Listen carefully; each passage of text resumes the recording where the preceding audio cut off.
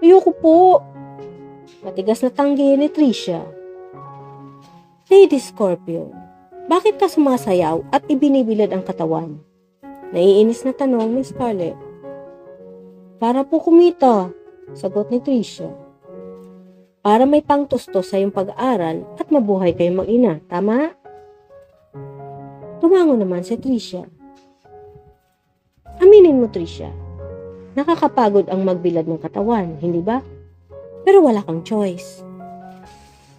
Napayo ko si Tricia. Naiiyak na siya sa sinasabi ni Scarlett. Para sa mama ko, kaya ako to ginagawa. Yun na nga ang punto ko, Tricia. Isang one-time, big-time lang itong sinasabi ko sa'yo. Pag tinanggap mo, lahat ng kailangan mo sa iyong ina ay solved na. Isang gabi lang, Lady Scorpion. Napaiyak na si Tricia.